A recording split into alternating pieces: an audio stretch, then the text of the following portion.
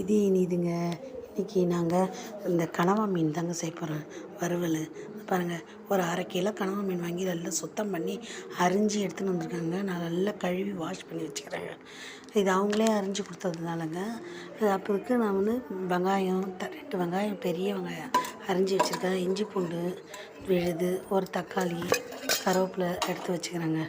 இந்த 1/2 கிலோவுக்கு சுத்தம் பண்ணி வச்சதுக்கு ஒரு தக்காளி எடுத்து வச்சுருக்கேங்க.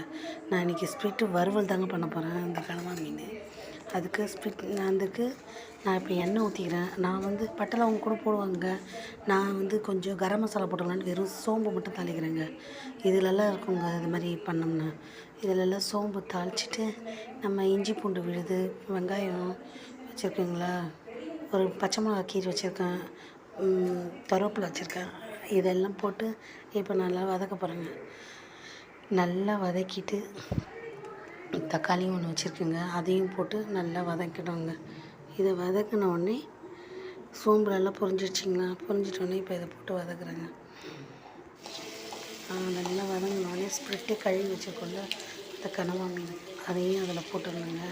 அது நல்லா கனவாலாம் நல்லா ஆஞ்சதாக பார்த்து வாங்கிட்டு வாங்க. இல்லை தெரியும்னா ஆயிடுங்க. அதை சின்ன சின்ன தோல் எடுத்துகிட்டு நல்லா அரிஞ்சு கொடுத்துருப்பாங்க.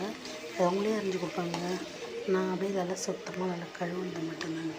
கழுவிட்டு இப்போ நல்லா வதங்கிட்டு இதுலேயும் கொஞ்சம் வெங்காயம் வதங்கினோடனே இதையும் போட்டு நல்லா வதங்க பாருங்கள். எப்படி வதங்கிடுச்சு பாருங்கள். அப்படியே சுண்டிடுங்க. அதுக்கப்புறம் இதில் நான் வச்சுருக்க பாருங்கள், மஞ்சத்தூள், கரம் மசாலா கொஞ்சம், குழம்பு மிளகாத்தூள் எங்கள் வீட்லேயே அரைக்கிறதுங்க, ஆல் பர்பஸ் பொடி, அதுக்கு காஷ்மீர் சில்லி பவுடர் சும்மா ஒரு ஸ்பூனு, அப்புறம் உப்பு, லாஸ்ட்டில் பெப்பர் போடுறதுக்காக நுணுக்கி வச்சுக்கிறேங்க. பெப்பர் இதையும் லாஸ்ட்டில் கொஞ்சம் போட்டால் நல்லாயிருக்குங்க. அது ஆப்ஷன் தாங்க, அவங்க இருக்கும். நான் இப்போ அதை வச்சுருக்கிறத எல்லாத்தையும் போட்டுடுறேங்க. உப்புலேருந்து மஞ்சத்தூள், மிளகாத்தூள், கொஞ்சம் நல்லா கலரு காரத்துக்காக நான் காஷ்மீர் மிளகாத்தூள் கொஞ்சம் வச்சுருக்கேன், அதையும் போட்டிருக்கேங்க. இது நல்லா வதங்கிட்டு தண்ணி இதுக்கு நல்லா வேகணுங்க. இந்த மீன்னால் வேகக்கூடாதுன்னு இந்த மீன் நல்லா வேகுங்க. இந்த 1/2 கிலோ மீனுக்கு நீங்கள் வந்து ஒரு 1/2 லிட்டர் தண்ணி ஊற்றணுங்க. ஆமாங்க, இதை ஊற்றி நல்லா வெந்து நல்லா வேகுங்க. கறி மாதிரி இது நல்லா வேகுங்க. சாப்பிட்றதுக்கும் கறி மாதிரி தான் இருக்கும். இது நல்லா ஒரு 1/2 லிட்டர் தண்ணி ஊற்றி நல்லா மூடி வச்சுருங்க. நல்லா வேகட்டும். நல்லா வெந்த உடனே நல்லா வெந்து சுருண்டு வந்துடுச்சு பாருங்கள்.